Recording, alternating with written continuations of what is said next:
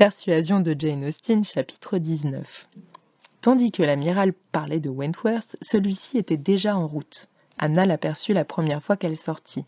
Elle était avec sa sœur, M. Elliot et Mme Clay, ont traversé la rue Nelson. Il commençait à pleuvoir.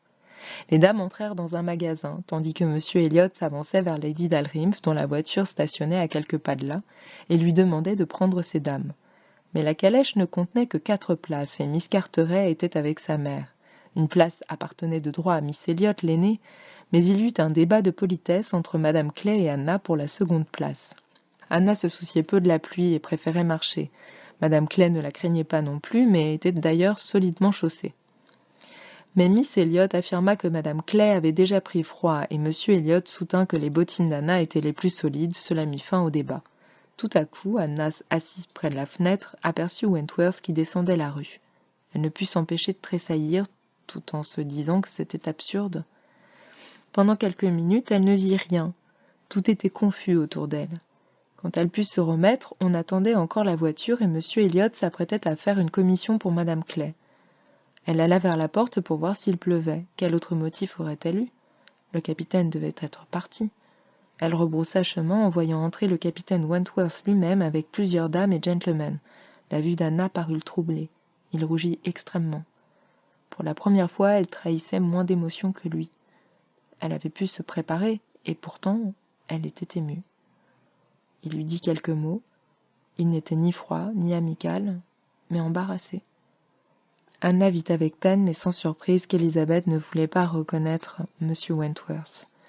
Il n'attendait qu'un signe d'elle pour la saluer, mais elle se détourna avec une froideur glaciale.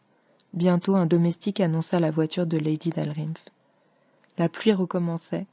Il y eut dans la petite boutique un mouvement qui apprit aux assistants que Lady Dalrymple venait chercher Miss Elliot. Alors le capitaine, se tournant vers Anna, lui offrit ses services, plutôt par son attitude que par ses paroles. « Je vous remercie, dit-elle, je ne monte pas en voiture, il n'y a pas de place et je préfère marcher. Mais il pleut. » « Oh, très peu, je n'y prends pas garde. » Après un silence, il dit en montrant son parapluie. « Quoiqu'arrivé hier, je me suis déjà équipé pour Bath. Prenez-le si vous tenez à marcher.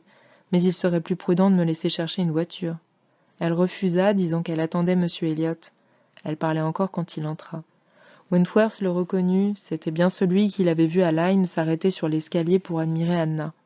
Sa manière d'être et ses façons étaient celles d'un parent ou d'un ami privilégié. Il lui offrit son bras. En sortant, Anna ne put jeter à Wentworth qu'un bonjour, accompagné d'un doux et timide regard. Quand ils furent partis, les dames qui étaient avec le capitaine se mirent à parler d'eux. « Miss Elliot ne déplaît pas à son cousin, je crois. »« Oh, c'est clair.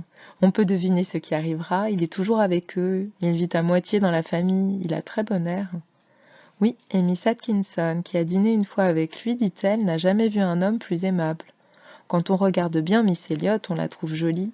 J'avoue que je la préfère à sa sœur, malgré l'avis général. Moi aussi. Oh, sans comparaison, mais les hommes sont tous enthousiastes de Miss Elliot. Anna est trop délicate pour eux. » Anna aurait bien voulu ne pas causer. Son cousin était plein d'attention et choisissait des sujets propres à l'intéresser, soit des louanges sensées et justes de Lady Russell, soit des insinuations contre Madame Clay. Mais Anna ne pouvait en ce moment penser qu'à Wentworth. Elle ne pouvait deviner ce qu'il pensait, ni être calme.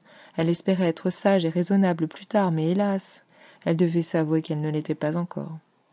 S'il restait à Bath, Lady Russell ne pouvait manquer de le voir. Le reconnaîtrait-elle? Qu'en résulterait-il?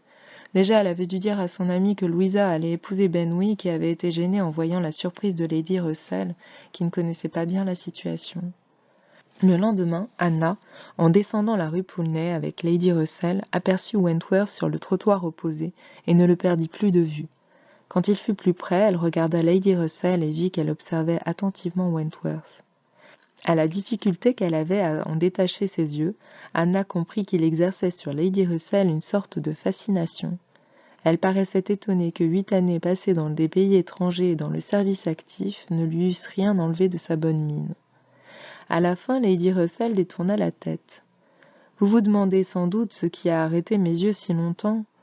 Je regardais à une fenêtre les rideaux dont Lady Alice m'a parlé. » Anna soupira et rougit de pitié et de dédain, soit pour son amie, soit pour elle-même. Ce qui la vexait le plus, c'est qu'elle n'avait pu s'assurer s'il les avait aperçus. Un jour ou deux se passèrent sans le voir et Anna, s'imaginant plus forte qu'elle n'était, attendait avec impatience un concert donné pour le bénéfice d'une personne patronnée par Lady Dalrymple. On disait qu'il serait bon, et Wentworth aimait passionnellement la musique.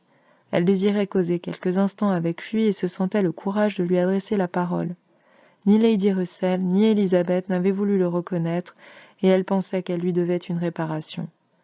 Elle avait promis à Madame Smith de passer la soirée avec elle. Elle y entra un instant, lui promettant une plus longue visite le lendemain. « Certainement, dit Madame Smith. Seulement vous me raconterez tout. Où allez-vous » Anna le lui dit, et elle ne reçut pas de réponse. Mais quand elle sortit, Madame Smith lui dit d'un air moitié sérieux, moitié malin. « Ne manquez pas de venir demain. Quelque chose me dit que bientôt vous ne viendrez plus. »